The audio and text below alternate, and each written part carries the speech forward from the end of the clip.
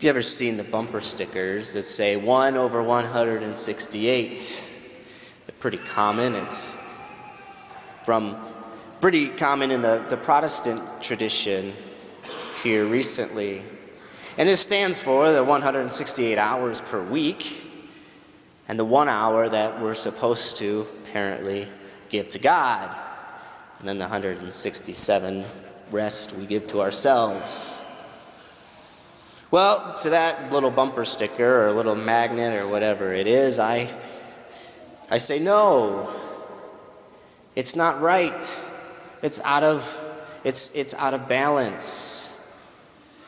It doesn't seem to follow that first and greatest commandment of Christ to love God above all things. So to love God above all things, we worship Him for 168th of the week. Our first reading from Acts shows that the number of disciples increased greatly. But why did they increase greatly? Because of these 7 holy men who were ordained?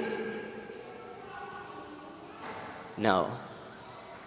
While these 7 men ordained, as we say, as deacons, these men worked in coordination with the Christians that were already present there in Jerusalem to teach and to preach the faith. That it was this coordinated work of God through the Christians that was more than just 1 hour a week, but it was a continual, daily, ongoing effort of really just living the Christian life.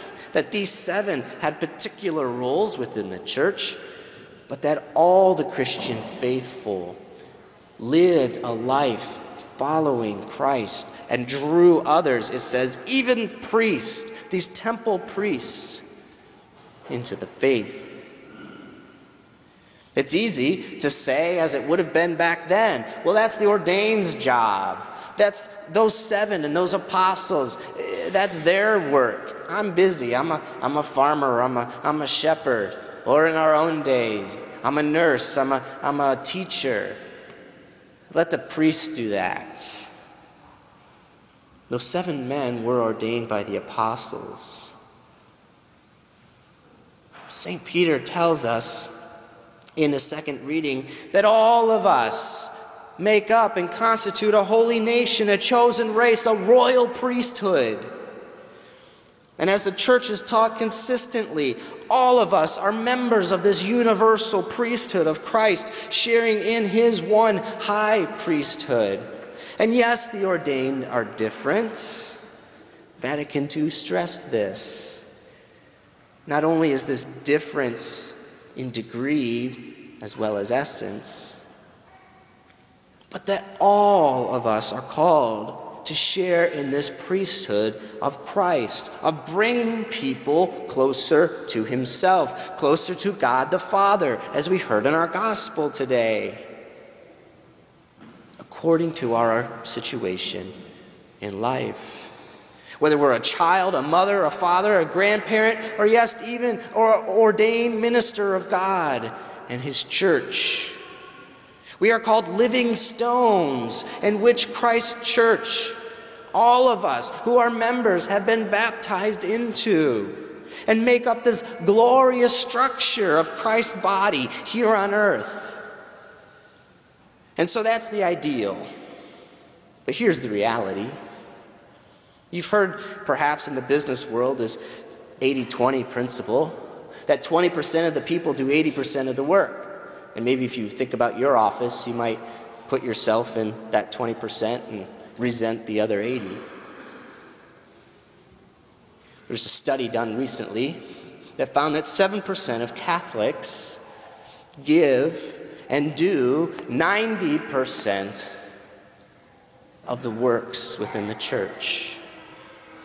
All works, time, talent, treasure, volunteering, giving financially, and giving of themselves.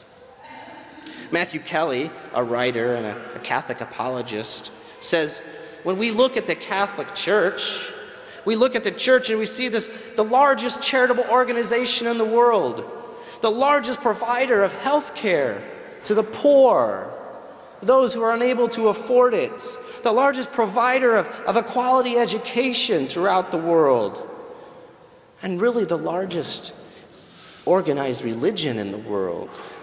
And to realize that with only 7% actively engaged in 90% of all of these activities, how, he asks, great could we be? How great could the world be if we could only bump that number up to 8%, or maybe 9%, or even 10%?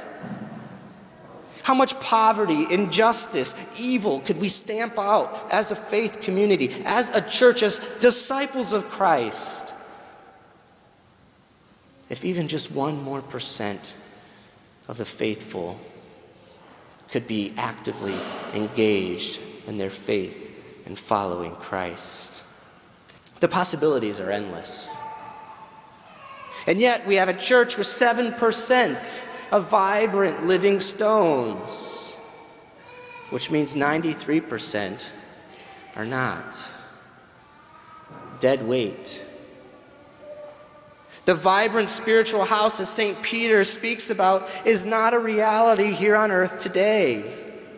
We look at this building, this church today, built well over 100 years ago by immigrants making pennies per week.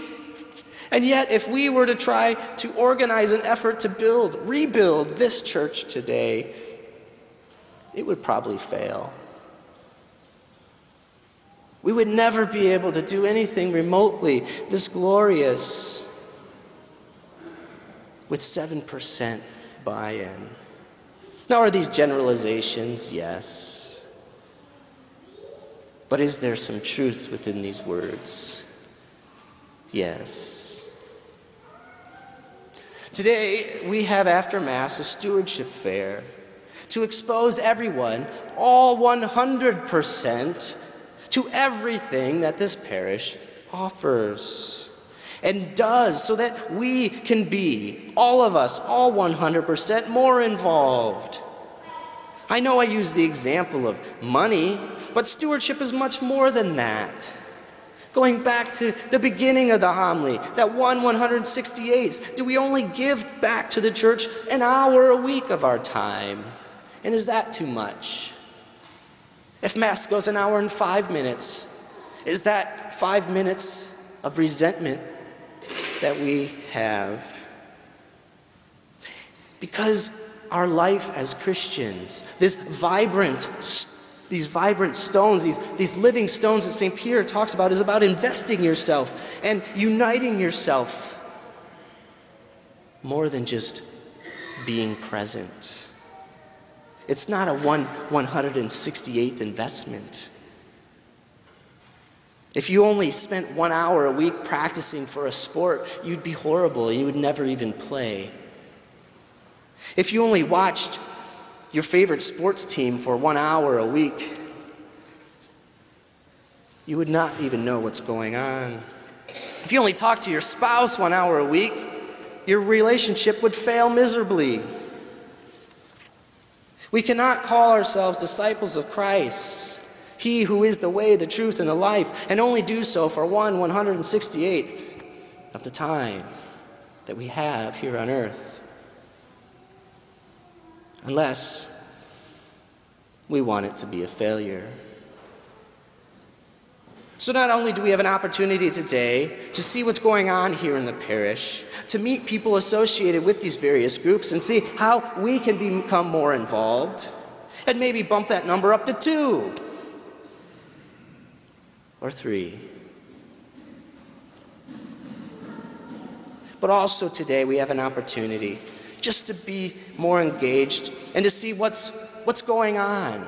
Maybe today there's nothing that's going to spark your interest. But what about tomorrow? And what about your interests? What are we not doing that you think we need to be doing?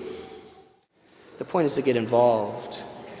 This will help integrate you, direct you to those ways in which you can plug in, as well as to be more involved, to give more than at 168th of your time. back to God. A God who wants all of us. And he doesn't expect us to give 100%. He knows we have jobs, we have families, we have other things going on. But he also knows we're capable. We can do more than 1 hour a week. He knows that to be a living stone, a living church, that we have to imitate our living God. And that means to do a little more than just the bare minimum.